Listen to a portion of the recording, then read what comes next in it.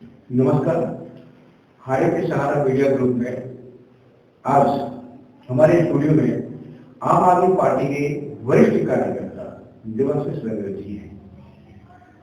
हम उनसे कुछ तीखी सवाल और कुछ मीठी सवाल करेंगे।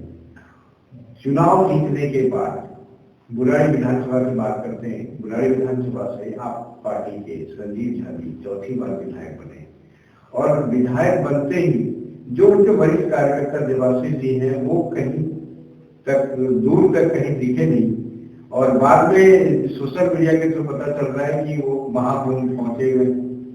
तो मैं उनके पास सीधा लेके चल रहा हूँ आपको। देवाशीष जी, हरे के सहारा मीडिया ग्रुप में आपका बहुत बहुत स्वागत है। बहुत बहुत धन्यवाद। नमस्कार। आप जीत के बाद सीधा महाकुंभ पहुंचे, क्या आपने मन्नत माना था? नहीं, मन्नत तो नहीं मांगा था, मगर इच्छा थी तुम तक पहुंचने का, क्योंकि इतने सारे लोग जा रहे थे। मैं भी देखना चाह रहा था कि महाकुंभ में क्या है क्या नहीं। पहली बार मेरे लाइफ में था ये, इसीलिए। और एक विधायक जीते भी थे, खुशी भी थी, इस बात को धन्यवाद भी देना था, इसलिए वहां तक पहुंचा।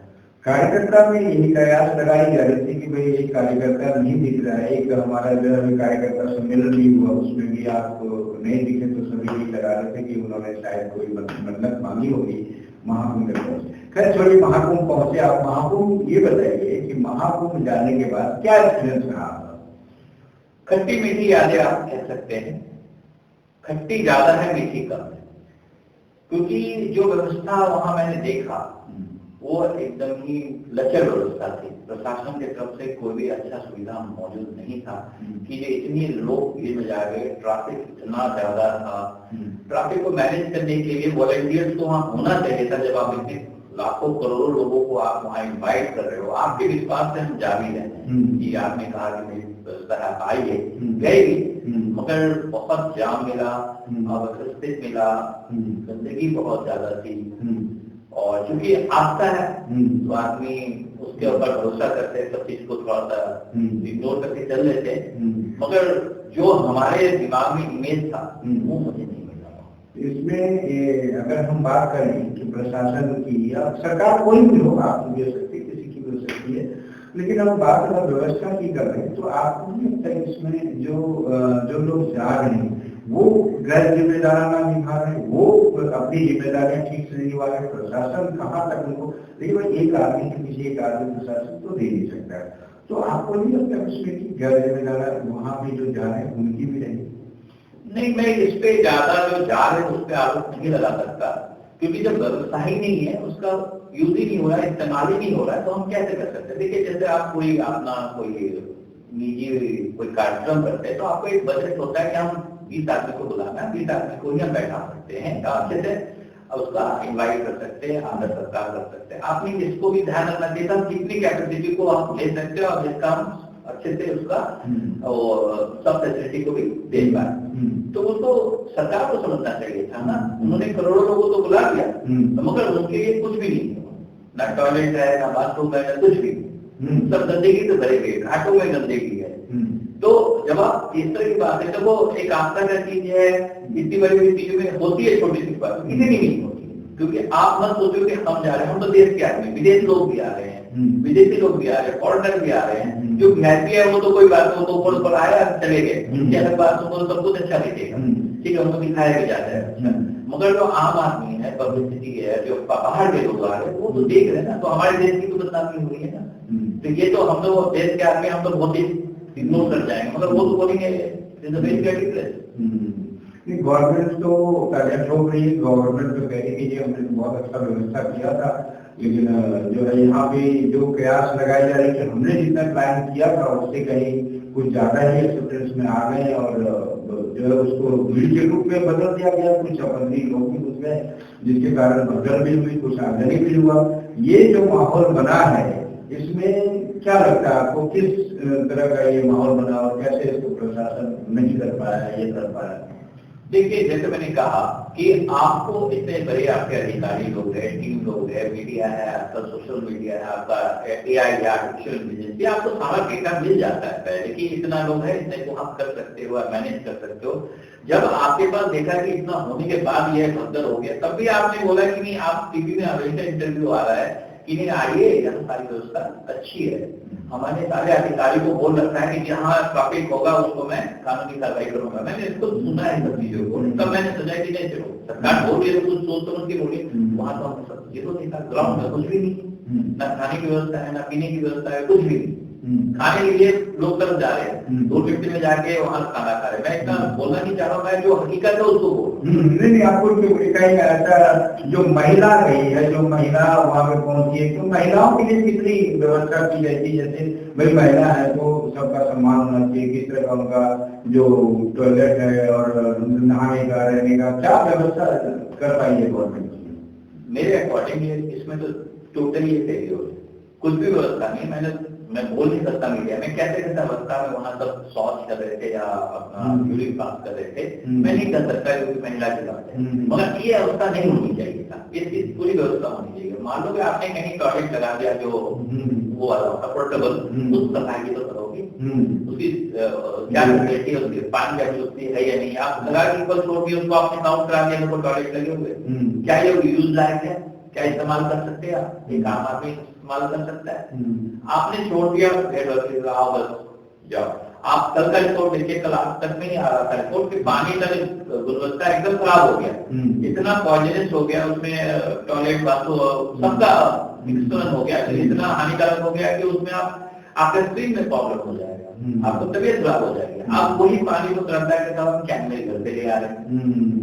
तो ये सारी चीजें हैं जो आपको सोचना पड़ेगा। आस्था के नाम पे कहीं ना कहीं खिलवाड़, ये तो है, हम तो सरकार के साथ है, मुख्य मेरा है, सरकार बोलेगी की सुविधा है तो हम तो उसको लेके मान के चल रहे हैं। तो इस पे तो बहुत गंभीर विषय है और मैं कोई पार्टी विशेष पे बात नहीं कर रहा हूँ, जो मैंने देखा वही आपके साथ। तो क्या मानते हैं आप? सरकार अगर रेटिंग मांगे तो क्या रेट देना चाहिए सरकार ने जो व्यवस्था की है?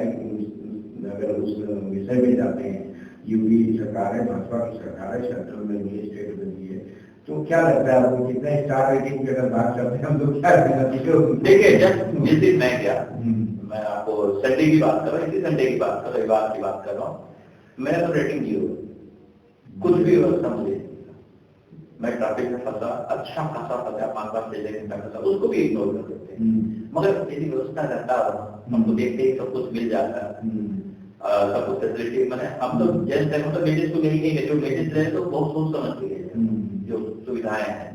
हाँ, यदि आप पैसा खर्च करके जा रहे हो होटल वगैरह है तो अलग बात है, और जो जा रहे हो नहा के आने वाले इसमें है तो उसमें तो ध्यान देना चाहिए मेरे अकॉर्डिंग तो देखिए। कितना किलोमीटर जब आप गए वहाँ पे पार्किंग गाड़ी की होगी आपने, कितने किलोमीटर लगभग तय करना? देखिए ये एक पार्किंग एरिया उन्होंने बनाया है डाइवर्ट करके, उस जगह का नाम क्या तो था एमसीडी का पार्किंग था, जो मिट्टी भरी पड़ी थी, वो भी पुलिस वाले ने 1 किलोमीटर करके, तो वही 1 किलोमीटर में 3-4 घंटे लग जा रहे हैं, वो 1 किलोमीटर जाने, ठीक है।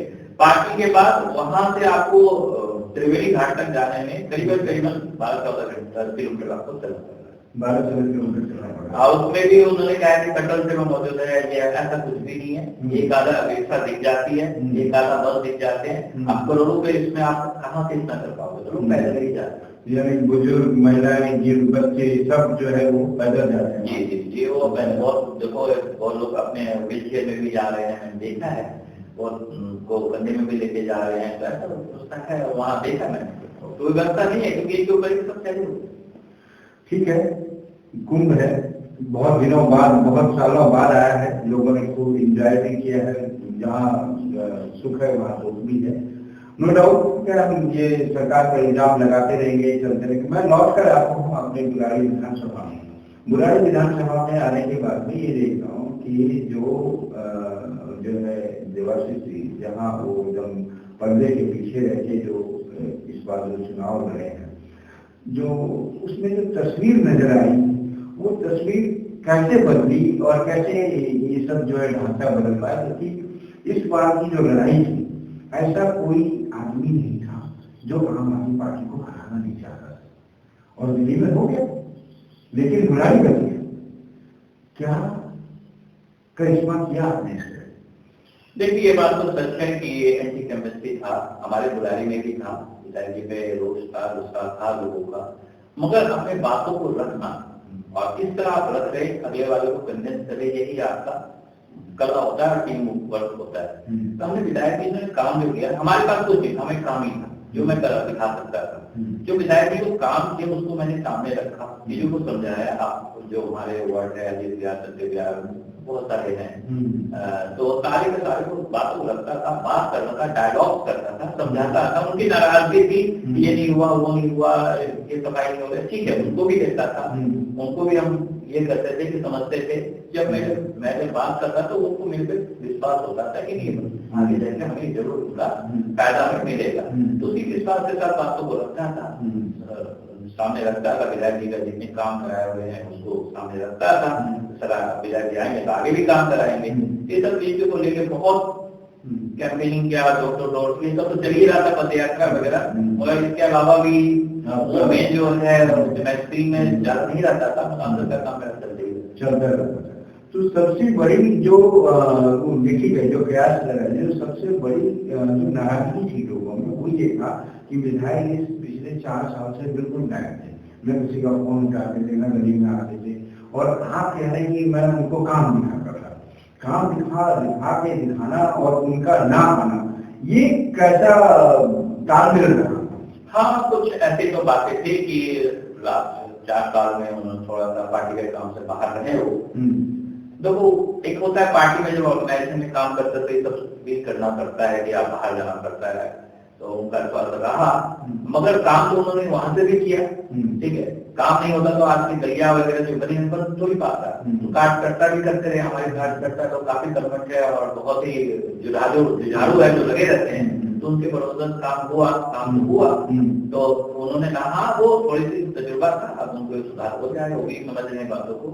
तो इसमें मैं ये क्यों लाइन जोड़ूंगा तो भाई उन्होंने अपनी ऐसी छवि बना रखी है कि लोगों के घर तक जाना, लोगों से गले मिलना, लोगों से मिलते रहना ऐसी। और आज अचानक अगर वो गायब हो जाते हैं तो लोगों में नाराजगी तो जाहिर सी दिखती है। तो वो नाराजगी क्या अब दूर कर पाएंगे या फिर वही रवैया रहेगा? नहीं, वो देखो जैसे मैंने कहा कि सबकी एक क्रिया और प्रतिक्रिया होती है। तो उन्होंने जो किया उसका प्रतिक्रिया उनको दिखा, तो ऑब्वियसली अब वो उस पर नहीं बात करेंगे, वो सबसे मिलेंगे, पहले जैसे तो वैसे ही रहेंगे, पहले जैसे थे वैसे नहीं।